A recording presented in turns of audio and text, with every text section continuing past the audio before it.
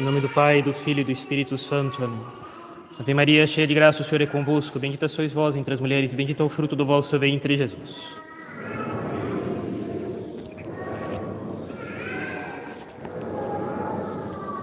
Nossa Senhora das Dores. Podem sentar, por favor. Bem, hoje nós continuaremos fazendo algumas considerações na sequência do último sermão sobre o sacramento da confissão. São certas considerações que são fundamentadas nos princípios gerais ensinados no Catecismo de São Pio X, nos catecismos para adultos, mas com algumas considerações a mais, certos modos de ver as coisas que ajudam o penitente na hora de se confessar. Falamos, saber se confessar não é algo intuitivo. E assim, ao final destes sermões, todos serão capazes de se acusar muito melhor dos seus pecados e de tirar máximo proveito do sacramento da confissão. No último sermão, nós falamos que a confissão produzirá seus resultados se os padres no confessionário e os penitentes que vão se confessar não desnaturarem a confissão, se eles evitarem alterá-la e fazê-la ser uma outra coisa que ela não é. E ela é um sacramento para perdoar pecados. Ela não é outra coisa. Quanto mais o padre e o penitente se ocuparem de pecados, na acusação do pecador arrependido, mais as confissões serão fecundas. Uma das funções sacerdotais é de ajudar o penitente a preparar a matéria da confissão. Nós falamos da última vez, essa matéria é a acusação dos pecados pelo penitente. A apresentação verbal e audível pelo penitente dos pecados que ele cometeu. Por isso, gostaria de dizer aqui, um pequeno parênteses, por isso o sacramento da extrema-unção é, e pode ser em certos casos, ainda mais importante. Se um doente se encontra inconsciente, prestes a morrer ou com risco de morrer, se ele não pode acusar os seus pecados, ele está inconsciente, ele está entubado, ele está sedado, que matéria da confissão haverá?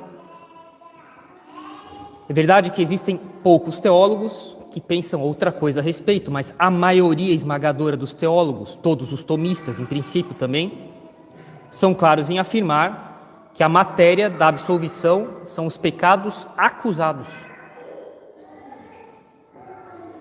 Ora, se a pessoa não é capaz de acusar seus pecados, como fazer? De que modo ela será perdoada? Pois bem, é aqui que entra a extrema-unção. A extrema-unção perdoa os pecados do fiel, mesmo se ele não pode acusá-los. Basta ele estar arrependido. E ao ser ungido, o sacramento da extrema-unção perdoará os pecados que ele não pode acusar. Os pecados que ele se encontra impossibilitado de acusar. Por isso a extrema-unção é extremamente importante. Bem, isso fica para uma outra hora. Mas quando em alguma ocasião o sacerdote vê que um penitente se aproximou do confessionário depois de uma longa ausência, há quanto tempo você não se confessa? Ah, padre, faz 20 anos. Quando o padre vê que um penitente vai à confissão dando sinais de ter uma alma não adequadamente disposta. Quando o penitente é, do ponto de vista religioso, ignorante. Ele pode ser muito douto na sua área, na sua profissão, mas não do ponto de vista religioso. São Pio X fala disso numa encíclica em que ele publica, que ele usa para publicar o catecismo dele, que vem até como prefácio do catecismo dele. Encontramos pessoas extremamente eruditas em domínios humanos, mas extremamente ignorantes nas questões religiosas. Quando um penitente dá sinais de não ter conseguido se preparar, ele não teve tempo de fazer seu exame de consciência, ou ele até teve, mas não fez. Ou quando há razões específicas e razoáveis de suspeitar da sinceridade do penitente, então o padre está obrigado a ajudá-lo na confissão. E aqui vem uma diferença bastante grande da conduta de um padre em confissão de outros casos na vida. Se um padre vê que o penitente não está adequadamente disposto para ser absolvido, ele não irá dizer: filho, vai embora. Ele tem obrigação, de dever de estado de confessor, de ali, na confissão, fazer o necessário para dispô-lo a ser absolvido ali na hora. Isso é de um grande consolo para o penitente. Mas atenção, vamos com calma. Isso aqui não é um salvo-conduto para o penitente negligenciar o seu dever de preparar a sua confissão. Lembrem-se, a matéria da confissão são os pecados acusados pelo penitente. E nós falamos bem isso. Diferente dos outros sacramentos, o sacramento da confissão foi deixado de maneira eminente nas mãos do penitente. A preparação da matéria da confissão recai, em primeiro lugar, sobre o penitente, cai sobre ele.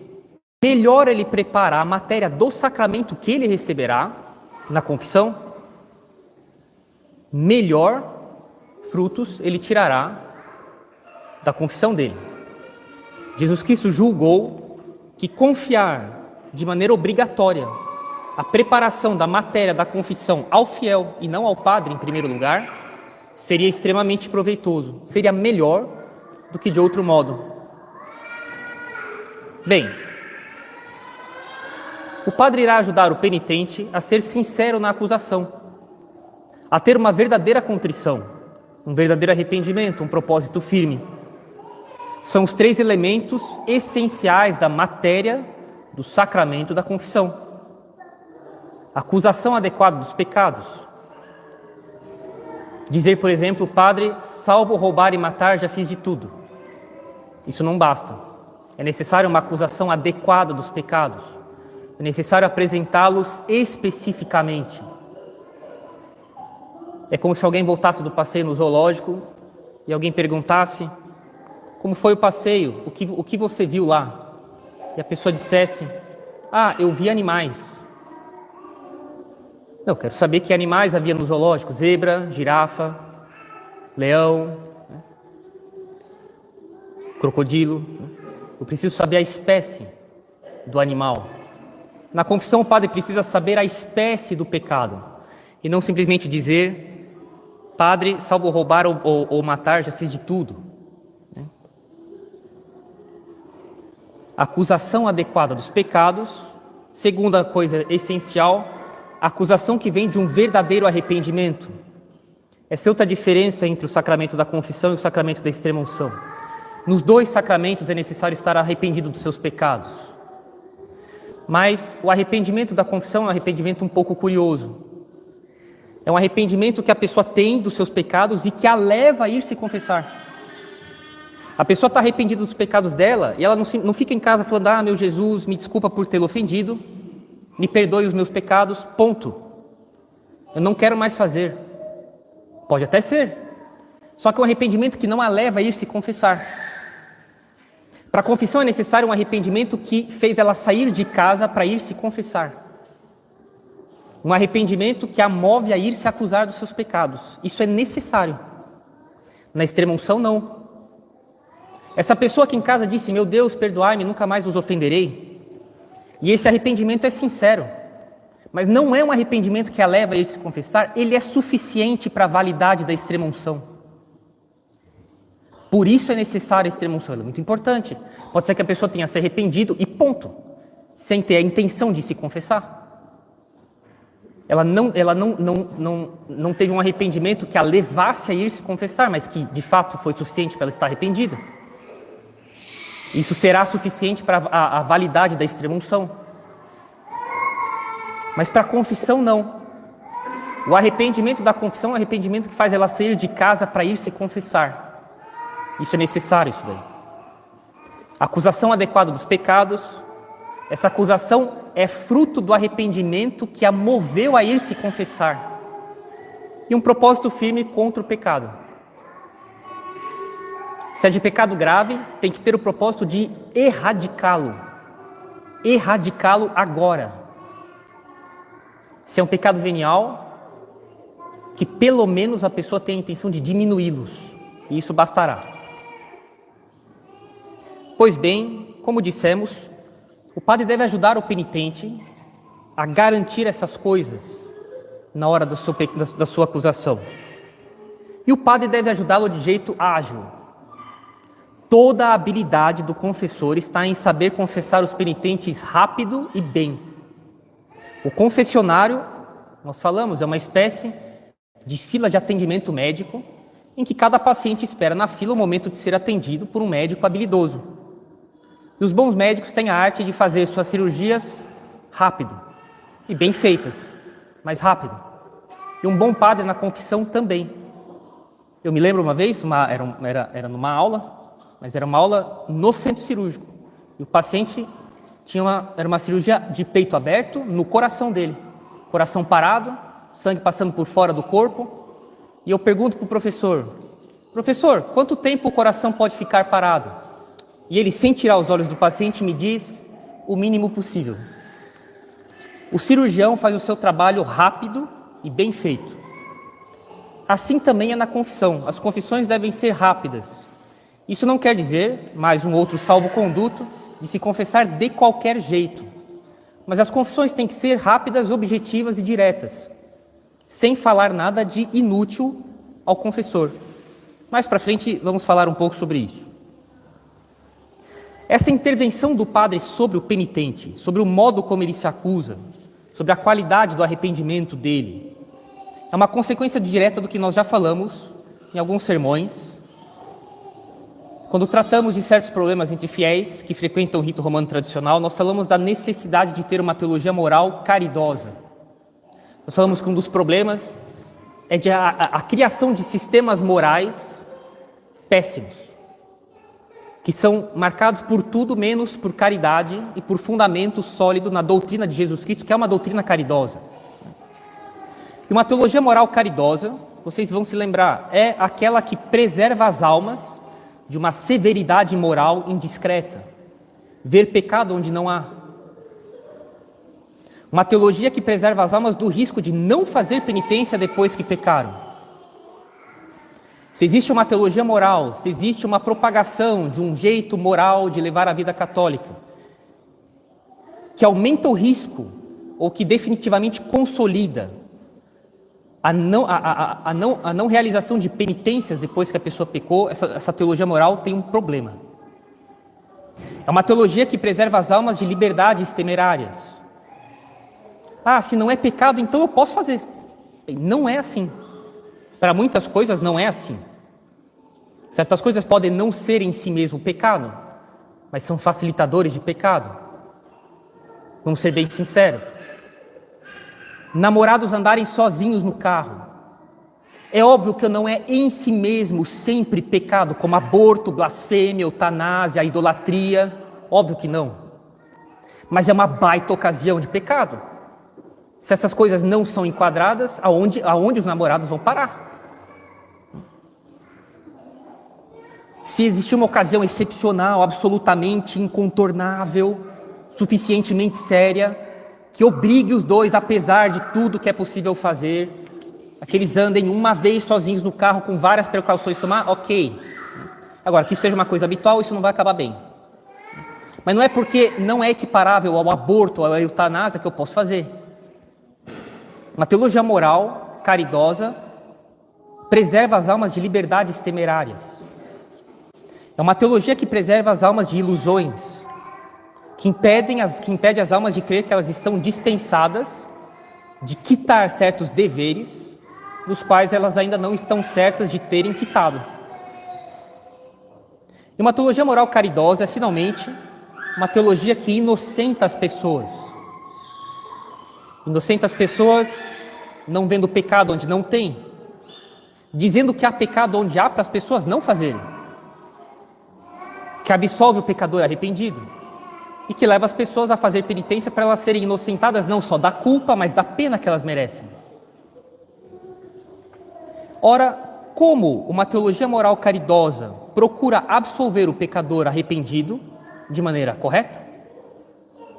Então, um dos frutos de uma teologia moral caridosa no confessor é que o confessor ajude o penitente a se acusar bem.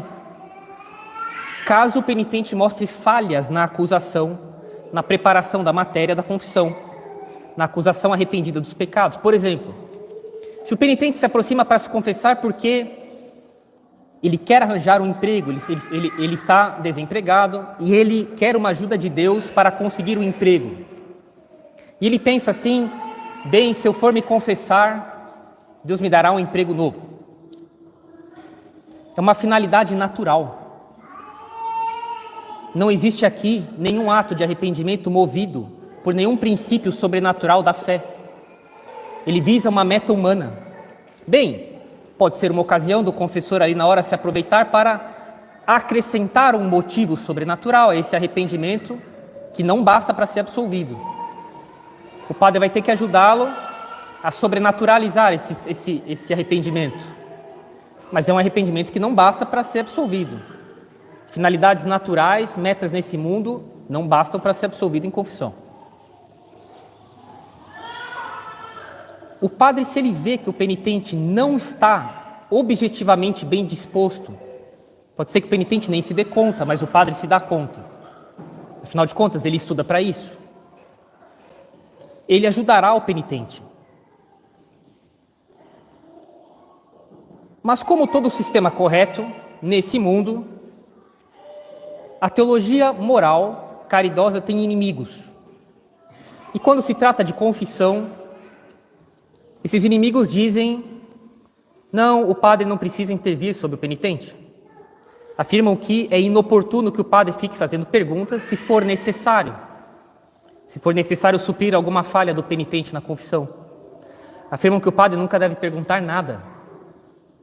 Que isso é indiscreto, que isso é um absurdo.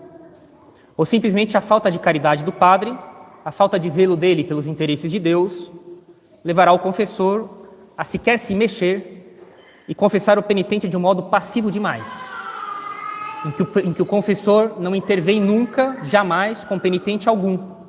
Isso está errado, senhor. Isso é tão comum hoje em dia, que todo padre já teve a experiência ao longo da vida, de vez ou outra, encontrar algum penitente que ficava incomodado que o padre colocasse uma ou duas perguntas para completar adequadamente a confissão dos pecados. O penitente não sabia se confessar, e o padre, precisando formar melhor a matéria da confissão, fazendo uma outra pergunta, o penitente ficava incomodado, achando que o padre estava sendo curioso. Não, o padre faz o dever dele, ele precisa concretizar a matéria do sacramento. Como nós falamos da última vez, faz parte da paisagem geral da vida de um confessor, que aqui e ali ele acabe pegando penitentes que vão se confessar sem disposições necessárias para a absolvição. Talvez o penitente nem se dê conta, por ignorância mesmo. Falamos que os confessores observam no mundo um fenômeno muito espantoso, muito singular. É o número de penitentes que vão se confessar sem levar a matéria adequada para o sacramento ser feito. E como explicar essa anomalia? Se o penitente não está arrependido, por que ele foi pedir perdão? E se ele tem o desejo do perdão, por que não se arrependeu? É uma contradição isso daí. Mas é contradição de pecadores, filhos de Adão, que nem sempre são muito coerentes. A pessoa ela não tem coragem de fazer penitência, mas ao mesmo tempo ela fica incomodada que ela está em pecado. E ela se apresenta para se confessar sem se apresentar realmente. E muitos que se apresentam assim, só precisariam, até gostariam que o padre as ajudasse no confessionário, e eles tomariam coragem ali na hora. E essas coisas valem sobretudo quanto à sinceridade do penitente na hora de acusar os pecados. Vale sobretudo para o péssimo hábito de falar as coisas pela metade. A pessoa se acusa, mas não se acusa. E é uma advertência geral dada aos padres nos manuais de pastoral, para ajudar os padres a saber confessar, uma advertência geral que os padres tomem cuidado com o flagelo de confissões incompletas. Os manuais dizem que é um problema universal. Não que seja um problema que ataque todas as pessoas, não é nada disso. Mas é um problema presente em todas as épocas do mundo, em todos os lugares, com todas as categorias de almas. E o que torna a coisa pior é que existe uma tendência às pessoas a camuflar esse péssimo hábito de falar as coisas pela metade. O fiel